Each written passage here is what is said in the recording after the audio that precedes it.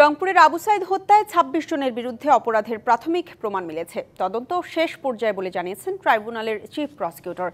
এই মামলায় ৪ জনকে গ্রেপ্তার দেখিয়ে কারাগারে পাঠানো হয়েছে। তবে পুরো তদন্ত শেষ করতে আরও ২ মাস সময় দেওয়া হয়েছে।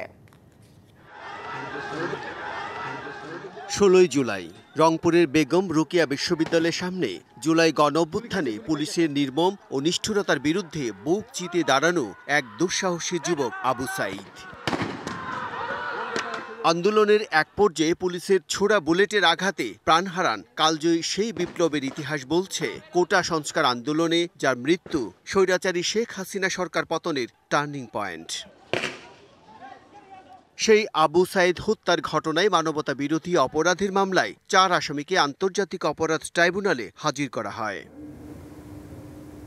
আসামিরা হলেন সাবেক এসআই আমির হোসেন, কনস্টেবল সুজন চন্দ্র রায়, বেগম রোকেয়া বিশ্ববিদ্যালয়ের প্রক্টর শরীফুল ইসলাম ও ছাত্রলীগ নেতা ইমরান চৌধুরী আকাশ।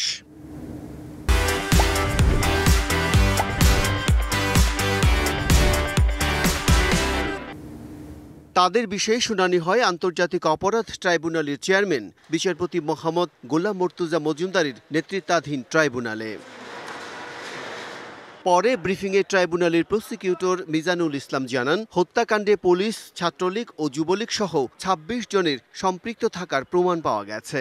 আবু সাইদের হত্যাকাণ্ডের সাথে যারা জড়িত তাদের ৪ জনকে ট্রাইব্যুনালে হাজির করা হয়েছিল। তাদেরকে এই মামলায় গ্রেপ্তার দেখিয়ে জেল হাজতে প্রেরণ করেছে এবং আমরা ২ মাস সময় চেয়েছিলাম। ২ মাস সময় মঞ্জুর হয়েছে তদন্ত রিপোর্ট দাখিল করার জন্য। ১৫/৬ পরবর্তী দিন ধার্য হয়েছে। ২৬ জনের বিরুদ্ধে প্রাথমিকভাবে এখন পর্যন্ত আমরা অভিযোগ পেয়েছি। তবে এর মধ্যে সাবেক প্রধানমন্ত্রী শেখ হাসিনার নাম আছে কিনা সাংবাদিকদের এমন প্রশ্নে সরাসরি কিছু বলেননি। এই মামলার সাথে সম্পৃক্ততা থাকলে তিনি আসামি হবেন।